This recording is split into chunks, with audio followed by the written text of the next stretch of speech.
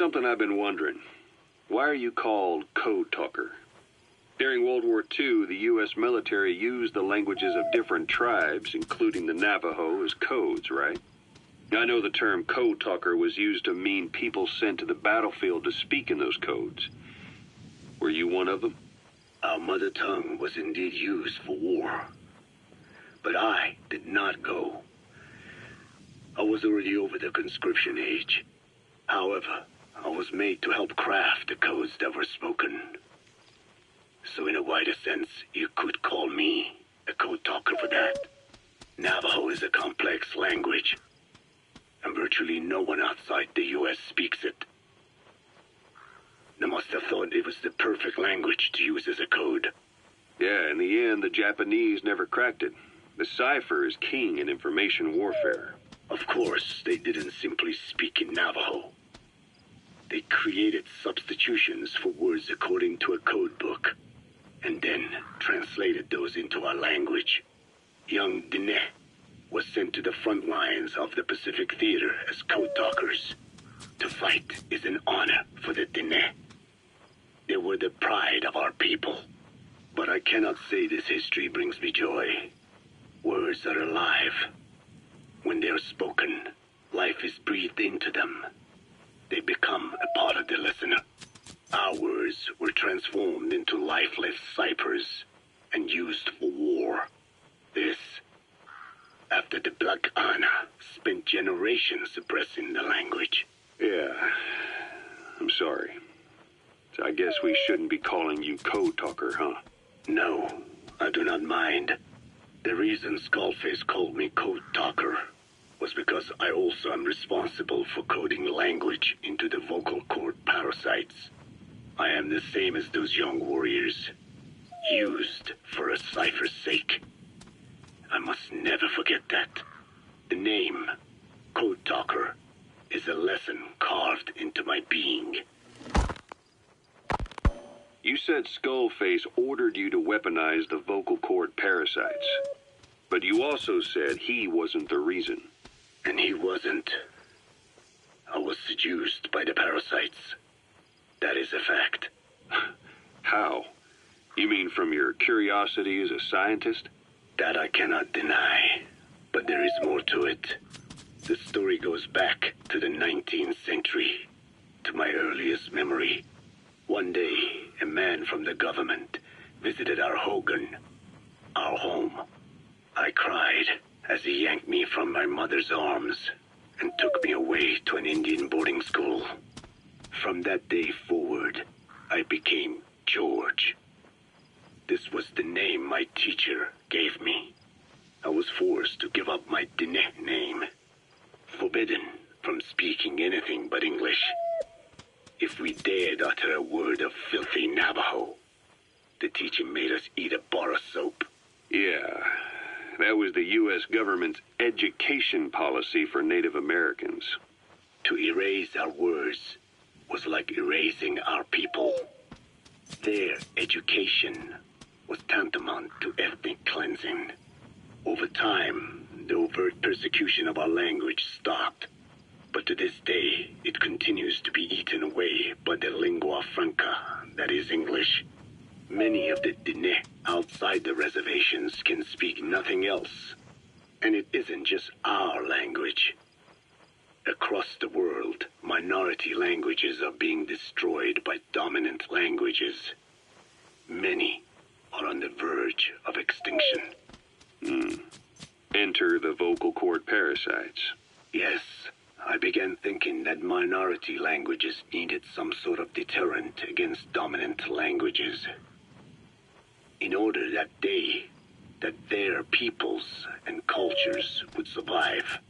It was then that I came across literature at the Foundation claiming that man acquired language thanks to a type of parasite, one that distinguishes between languages as a precursor to reproduction.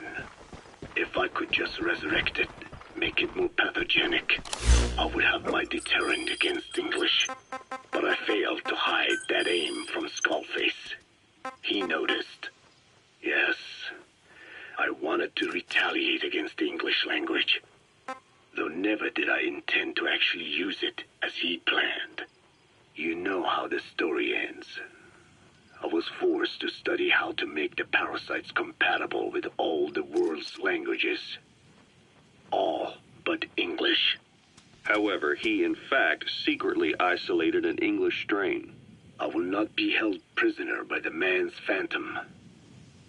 The English strain must not be allowed to exist either.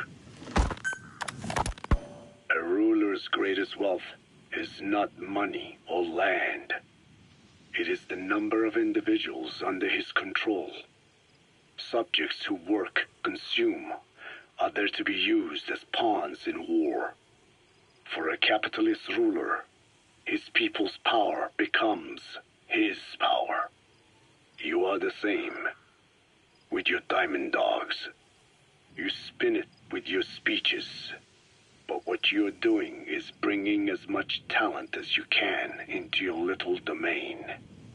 Every person another feather in your cap. Yes, since ancient times, every civilization's ruler has had the same idea.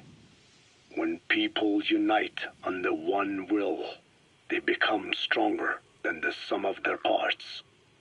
And the one will is the ruler's will. And what do rulers use to bring people together? Language. In the Old Testament, it is written that only one language was spoken in Eden. A shared tongue that united all of humanity. Mankind eventually grew aware of its power and harnessed that strength to build a tower to the heavens, the mighty Tower of Babel.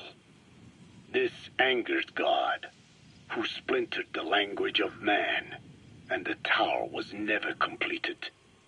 Languages emerged, and the earth was divided as men went their separate ways. Every age is the same. A ruler's first order of business, after conquering new land, is to force his tongue on its people. Ancient Rome, Napoleon, and now Zero. English is wreaking havoc around the world right now. The British Empire tilled the land with war as its hoe, then began planting the seed that is English. Eventually, American capitalism became the new instrument. To play its game of wealth, you only had to abide by one rule: English. By exploiting people's desires, English has become a leash that people gladly wear around their necks, it would seem.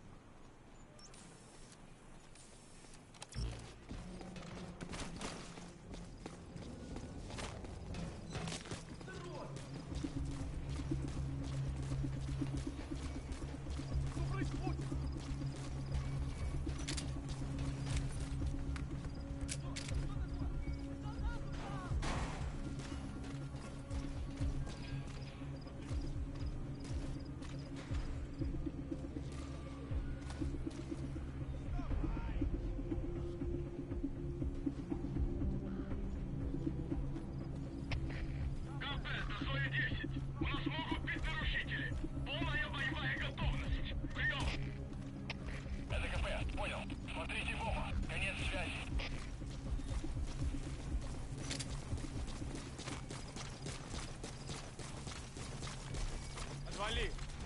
Нет, не делай этого!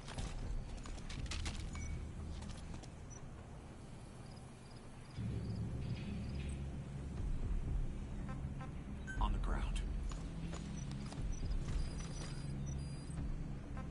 Spit it out. Where are the others? Speak.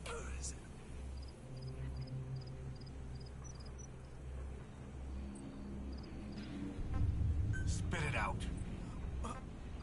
Where are your friends? Where are the others? Where are the others?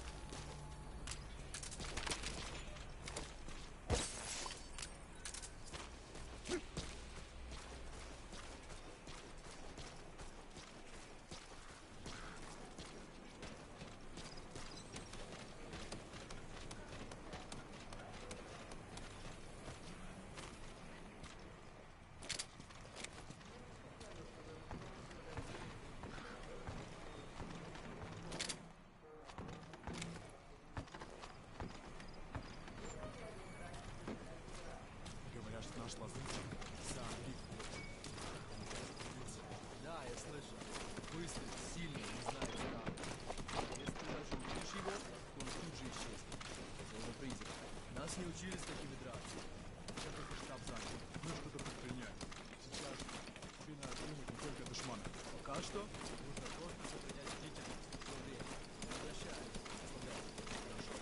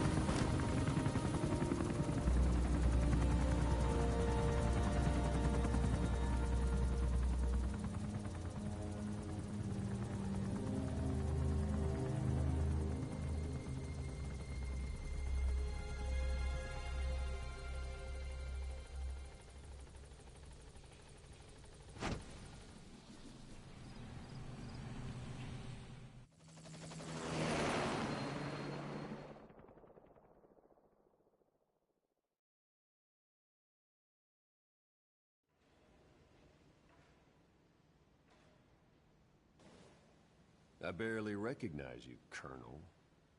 Skullface used your thirst for revenge against Big Boss, did he?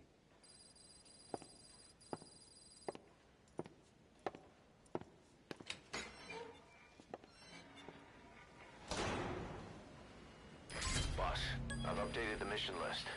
We've received some new job offers. The details are on your iDroid.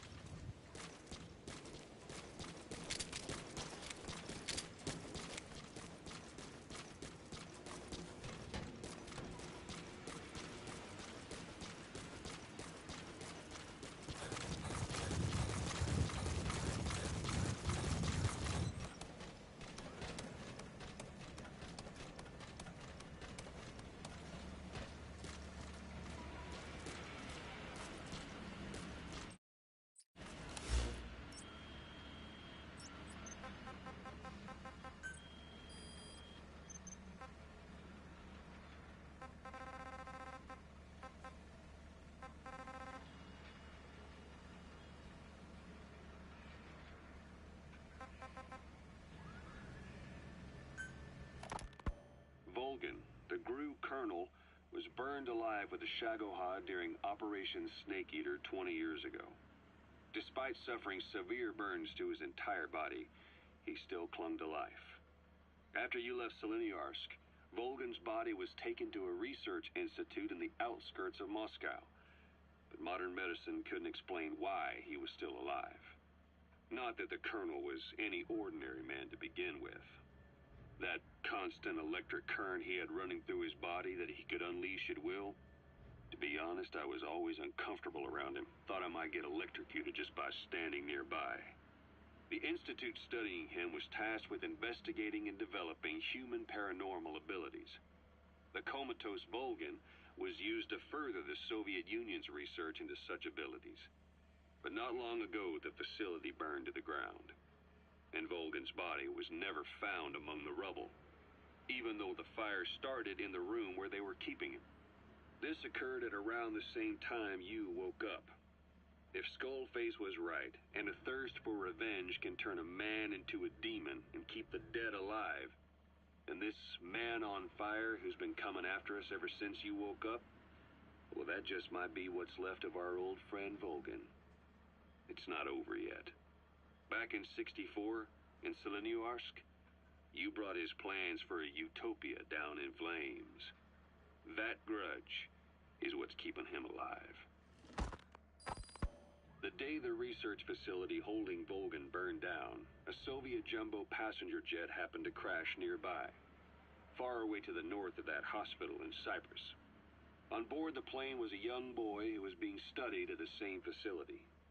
The plane fell to Earth from over 8,000 feet, but the boy's body was the only one not recovered. At almost exactly the same time as the crash, Volgin awoke in that facility. According to the Research Institute's documents, the gifts this boy demonstrated included psychokinesis and telepathy. To protect his mind from being inundated with other people's thoughts, he always wore a kind of gas mask. rudimentary form of psychic insulation, apparently. We don't know where this boy is, but if Skullface is connected to him, we may cross paths with him yet. This boy is part of a new age, where nothing we understand about the world makes sense anymore. Don't let your guard down.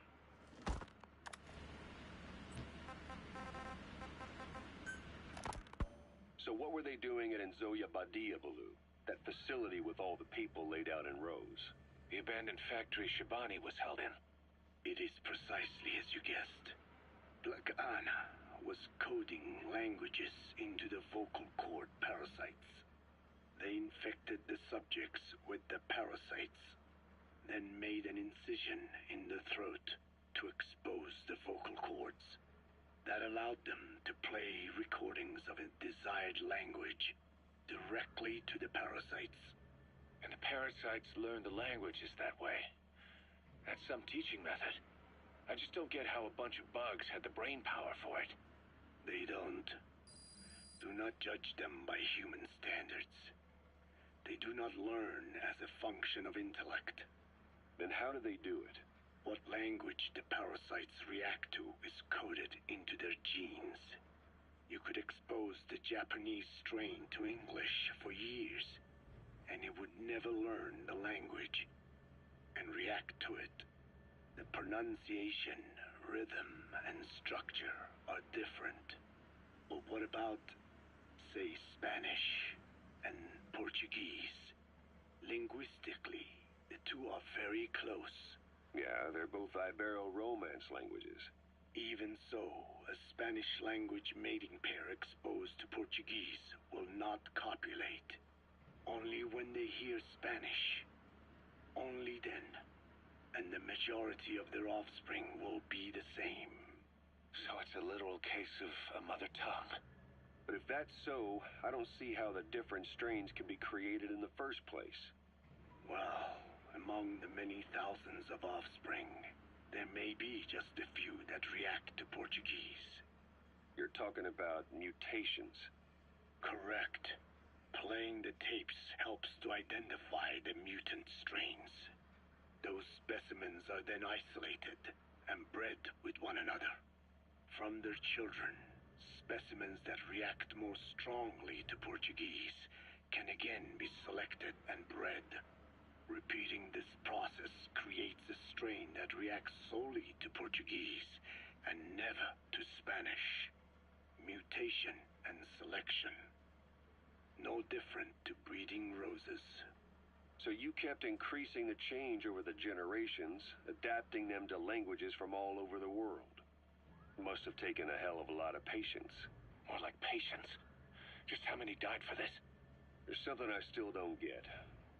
In order to tell which larvae will react to Portuguese, you'd have to let them develop and then see which copulate. That means you'd need tens of thousands of guinea pigs. There's no way you could do that in a facility that small. For normal, selective breeding methods, you would be right. But there is a more effective selection method when training the vocal cord parasites. Go on. It is not only when mating that the parasites listen for language. Shortly before hatching, larvae display markedly increased activity in reaction to particular language. The active eggs can be identified under a black light, so the eggs that react to Portuguese are selectively placed in the throats of subjects. So you see, narrowing down strains that react to the target language is an effective process. Though I'm sure that even so, many lost their lives to create the various strains. Taken against their will into that dungeon. There are two reasons for playing the tapes for the parasites. One, to isolate the eggs that respond to the target language. And two, to cause the specimens raised from the selected eggs to mate. I get how the system works. But why do they respond to language before they even hatch? It's not like they can mate from inside an egg. It is because the larvae learn the language before hatching.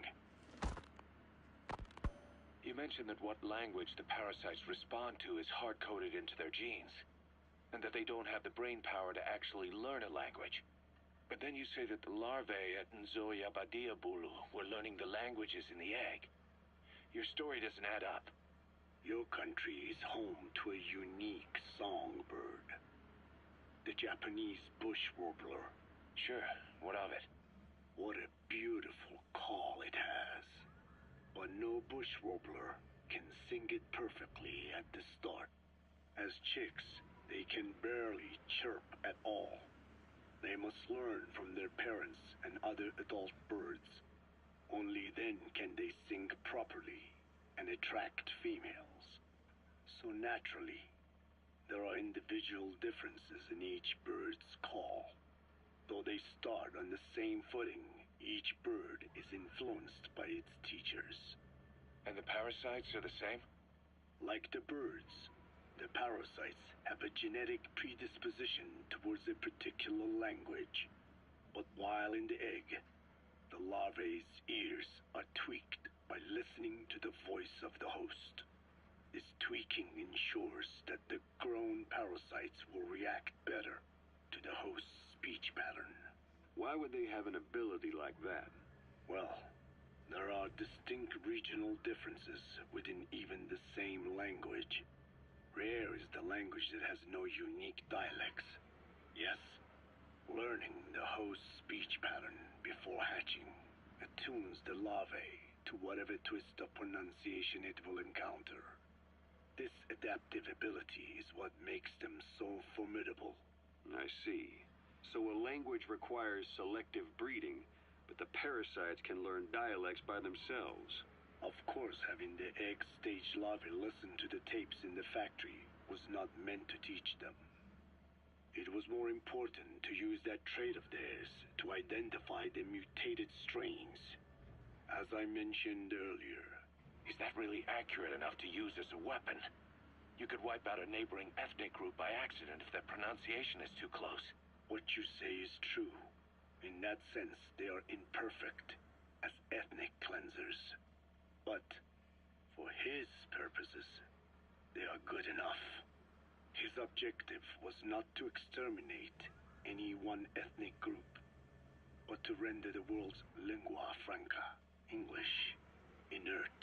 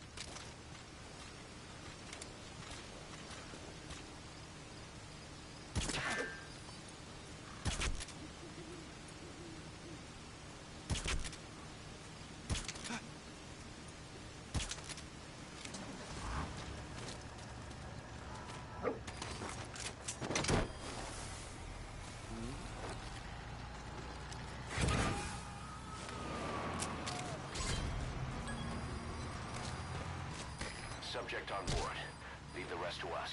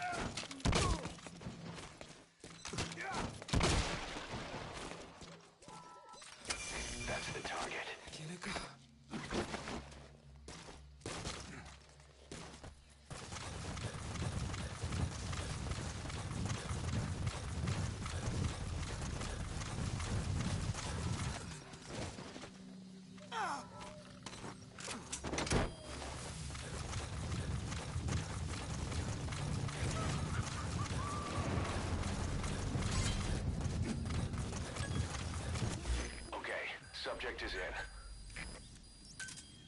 Roger.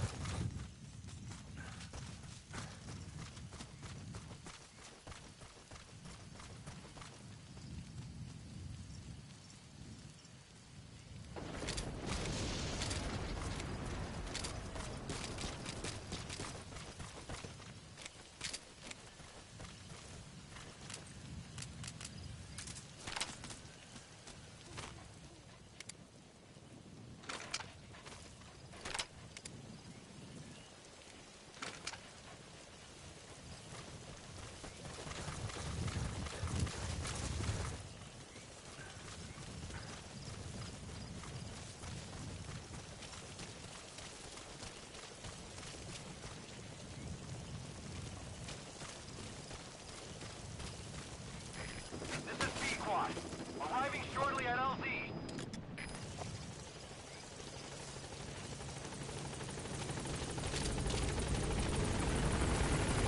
This is B-Quad. On station at LZ.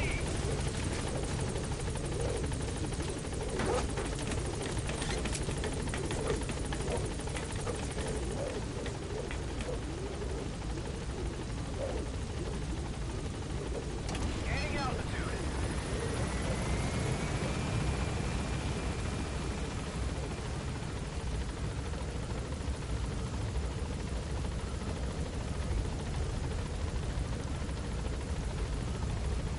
Departing.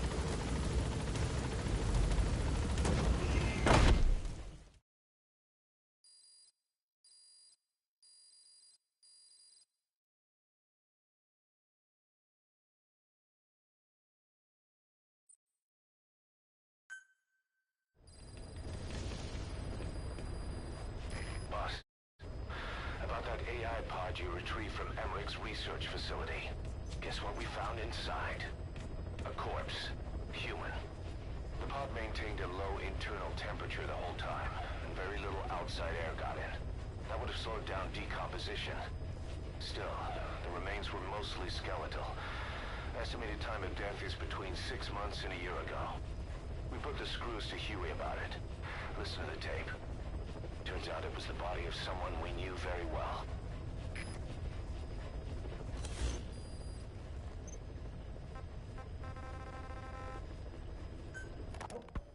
Fine. Yes, Strangelove was doing AI research in that lab. Why hide that until now? Okay, so what? I wasn't working alone. You've got to understand. You do understand, right? I didn't want to drag her into this. It's my load to bear, alone. So you didn't create the AI intended to drive Sahelanthropus. It was Strangelove. Skullface was never in favor of AI control. So naturally they argued. Strangelove, she got him angry and he killed her. How? You didn't see it? So you found her inside that pod after the fact. And you just left her body to rot in there. Or perhaps you put her in there afterward. I asked him not to take her away from me. So she was killed by Skullface, but you asked nicely, and he put her body in the AI pod for you? That's right. Pathetic. You know, we have another idea. That you killed her. Me? I couldn't kill her. You killed her and locked her body in the pod. I wouldn't. Don't treat me like one of you. I can't just kill anyone whenever I feel like it. I'm a normal human being. Oh, I see. So you just shut her inside and waited for her to die. I would never do that. What, you mean she killed herself? Yes. She climbed inside that pod and shut the door. It can't be opened from the outside. It was suicide. Hmm? Suicide, I said. She killed herself. She got in when I wasn't looking and suffocated. She'd often try to do things like that. By the time I realized and opened the door, she wasn't breathing. I got scared and shut the pod again. I couldn't bring myself to open it back up. That's right. Me? Kill her? What is wrong with you? I see. Just tell me one more thing. Haven't you gotten enough today? Okay, I see it's a painful memory. You don't have to answer, just listen to the question. You see, we examined her remains. She had a scar on her lower abdomen, a surgical scar. It had been stitched up and had fully healed, meaning it was long before her death. She had a child, didn't she? Your child. Where's the kid? How should I know? So there is a child. I've never seen his face. What do you take us for? They took it all. Even my child. I didn't even know he'd been born. I lost everything. How old would he be? It's 4 years since then. And you know it's a boy. Strangelove said so. And his name? We called him Hal, even though I never saw his face.